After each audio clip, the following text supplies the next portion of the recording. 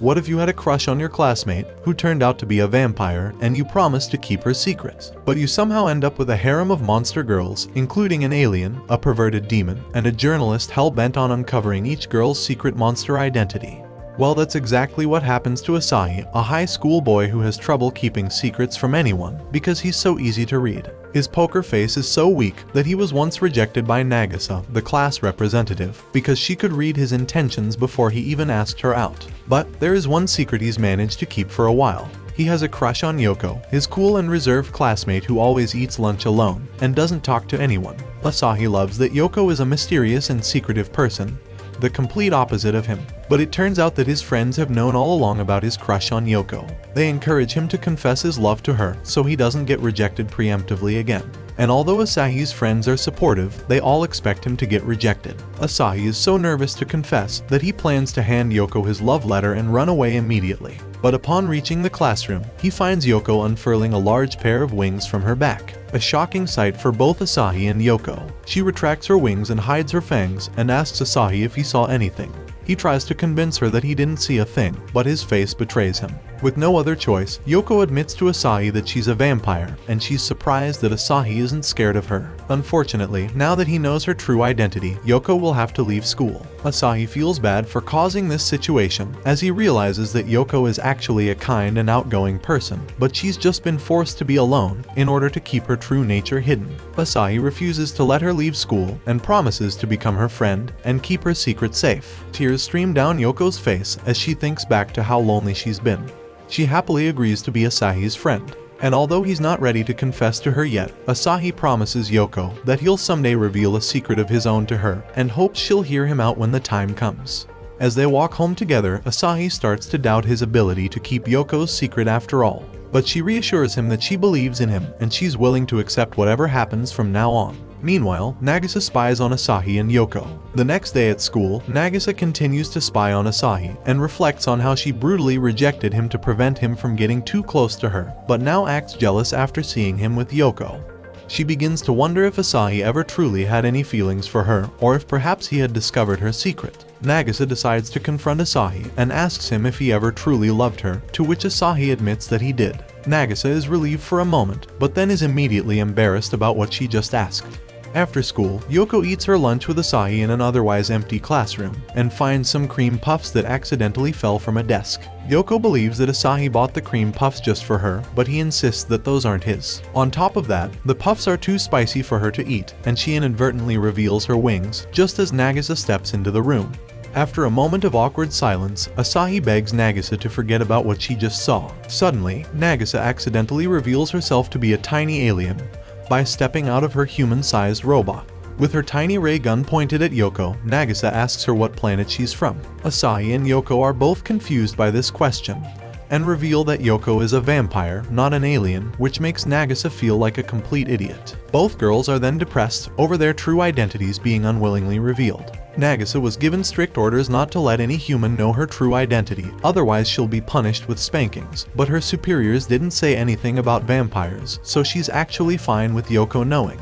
Afraid that her secret will get out, Nagisa chases after Asahi with a sledgehammer that she refers to as a memory erasing device. She learned by reading manga that a strike to the head will erase someone's memories, which makes Asahi even more determined to outrun her. But when Nagisa mentions that she'll also erase his memories of Yoko's secret, Asahi decides to let Nagisa bash his head in order to protect the woman he loves. But Yoko saves Asahi moments before getting hit by Nagisa's hammer. Seeing how much Yoko trusts and believes in Asahi, Nagisa decides to believe in him as well. In the end, the three decide to keep each other's secrets safe. The next day, Mikon, a childhood friend of Asahi and the president of the newspaper club, tortures Asahi's friends for more information about his secret meeting with Yoko, but they refuse to tell her anything. Asahi also refuses, fearing that Mikon will spread the information around school, like she did to him in the past. Later that day, Asahi's teacher asks him to deliver homework to Yoko as she is sick and can't come to school. Mikon decides to follow him, but Nagisa arrives to help get Mikon off of his trail. Asahi decides to stop for a brief visit at Yoko's student apartment, but gets a call from Nagisa that Mikon managed to get past her and is on her way to Yoko's apartment. But once Mikon arrives, she's accidentally knocked unconscious after being buried under a pile of Yoko's junk from the closet. Later that night, she decides to Photoshop a romantic encounter between Asahi and Yoko and threatens to display it throughout the school. Asahi confronts Mikon on the school rooftop and begs her not to do it, but his pleading only makes her stronger and more determined. So Asahi takes the opposite approach and happily decides to let her put up the pictures, which drains Mikon of her resolve.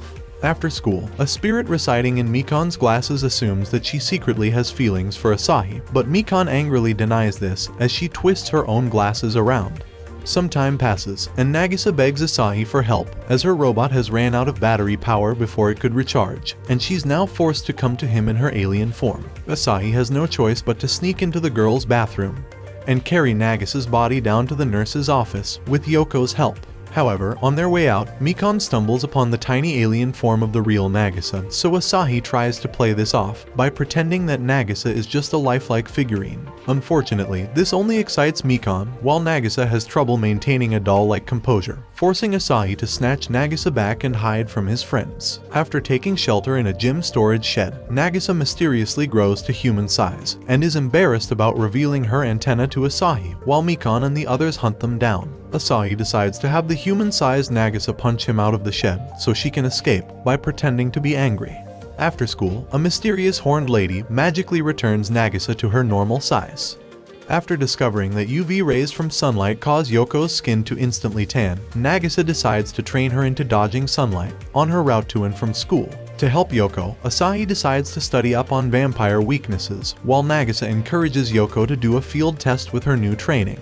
On the way, they walk through a shopping arcade where Asahi tries to protect Yoko from salesmen offering garlic and crosses. However, like sunlight, their effects on Yoko are much less harmful than their depictions in popular fiction. After coming across an uncovered bridge, Yoko decides that she wants to give up her new daytime route, until Asahi asks her if she's ever tried using sunscreen. The next day at school, Yoko ends up using it for the first time, and is surprised by how effective it is.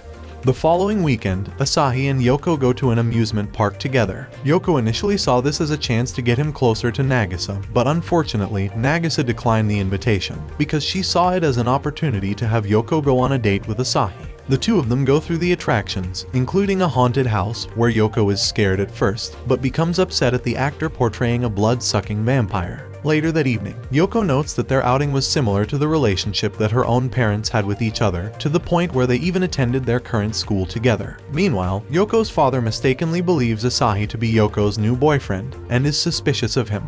He tasks a werewolf named Shiro with bringing Yoko back home if her secret has been revealed. While returning home from the amusement park, Asahi and Yoko encounter a scary wolf man with fangs. Yoko recognizes him as her childhood friend Shiro, but he threatens Asahi anyway. When Shiro sees the moon in the evening sky, he ends up transforming into a sexy lady named Shiho. She's the dominant personality in the body she shares with Shiro. The three then go to Yoko's home, where Shiho starts teasing Asahi, making Yoko jealous, forcing her to reveal that the wolf man can change at any depiction of the moon, including a picture, which she shows to Shiho.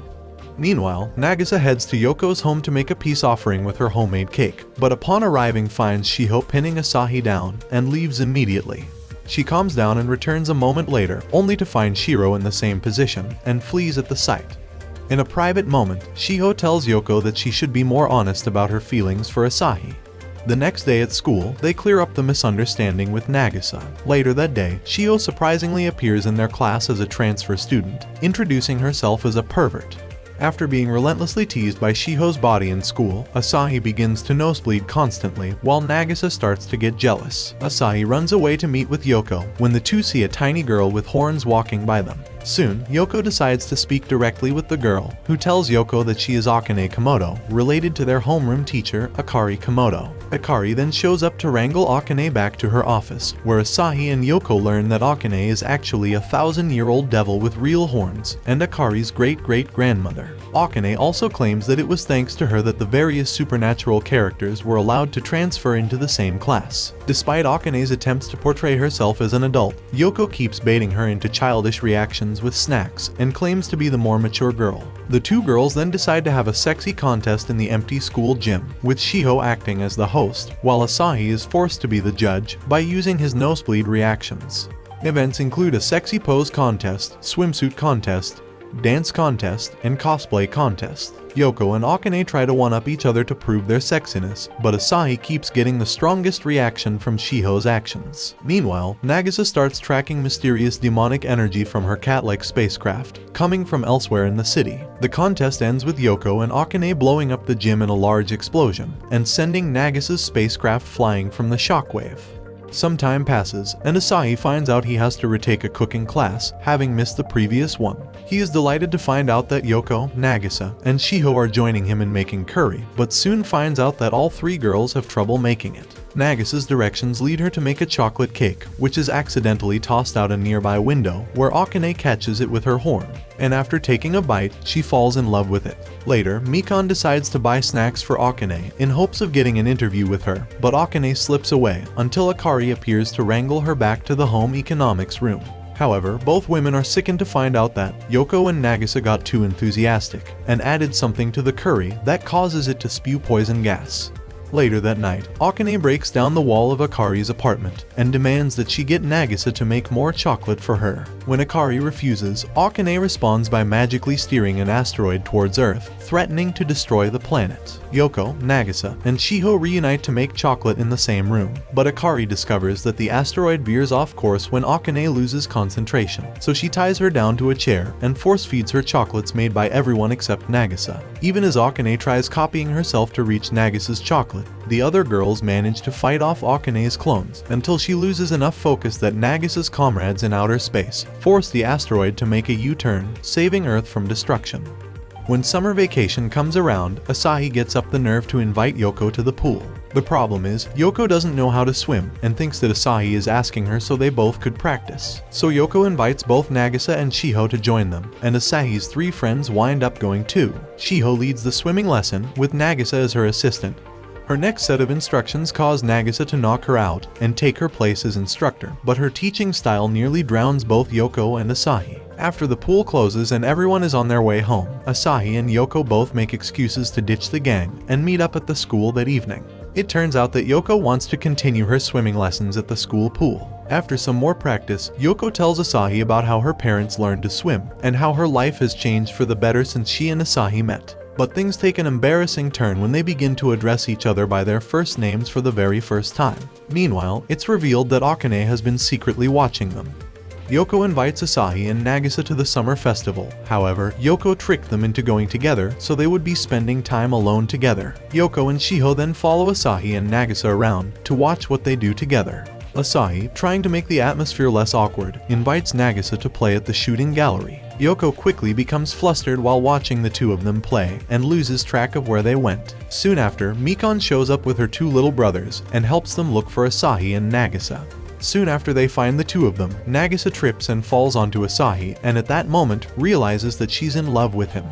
After the incident at the summer festival, Yoko avoids Asahi. He continually tries to do things together with her, but she just keeps running away from him, prompting Shiho to talk with Yoko about being more honest with her feelings. Meanwhile, Asahi asks his friends for advice on approaching Yoko again. A few moments later, Asahi and his friends come down the staircase and notice Nagisa trying to hide a photo from them. Nikon also arrives, coming up the stairs and wondering what the commotion is about. Nikon becomes suspicious after seeing Nagisa back up, so she tries to take the picture that the other is hiding. Pushing the two of them into the wall, Nagisa accidentally lets go of the photo, which coincidentally lands in Asahi's hands. Everyone watches as Nagisa gets rid of the evidence by eating the photo right before their eyes.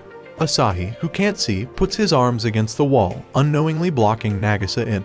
Yoko, who passes by and sees this, runs away. At her house in the bathtub, she begins to think about everything that happened over the past few days, including what Shiho said. That night, Asahi has a nightmare that Yoko and him can't be friends anymore. The next morning, Asahi finds Yoko, who says to meet her on the rooftop in the evening. Asahi decides that he's going to confess to her on the rooftop. Nagisa overheard his conversation and wonders what she should do. Mikon, who is revealed to have also been watching, thinks back to all of Asahi's old love confessions and explains how Yoko was the only serious love he has ever had. Nagisa understands what she has to do, and while Asahi is making his way towards the rooftop, Nagisa stops him and begins to chase after him. Asahi runs for his life as Nagisa tries to knock him out with a sleep-inducing device. Asahi decides he's had enough and climbs up a stack of desks and chairs to make his way to the rooftop. But when he finally gets there, he sees Yoko being taken away by a mysterious bat, later revealed to be her father. Asahi, Akari, Nagisa, Shiho, and Akane pursue Yoko, but are hampered by Akari's refusal to exceed the speed limit and risk damaging her new car. Akane knocks out Akari and uses her powers to take control of the car, but ends up destroying it in the process. Asahi, Nagisa, and Shiho break into the mansion and are confronted by Yoko's father. Asahi asks him to return Yoko, but Yoko's father questions him about his relationship with his daughter. Yoko arrives, and the trio try to help her escape, only to learn that her father was bringing her home because her mother is sick. Yoko's father learns that Asahi knows about Yoko's secret and chases after them, but Asahi is able to get away from him by making him slip on a banana peel. While hiding in her room, Yoko and Asahi talk about what happened at the festival and clear up all misunderstandings. They then go to talk to Yoko's father, and Asahi offers to have his memories of Yoko's secret erased by Nagisa if he promises to allow Yoko to continue to go to school. Yoko's father agrees, but only if Asahi erases all of his memories of Yoko. Nagisa is unable to go through with the act, however, and Yoko tackles Asahi before he can erase his own memories. Just as she is about to confess her feelings for him, Yoko's father collapses, and Nagisa realizes that the hammer must have hit him when Yoko tackled Asahi.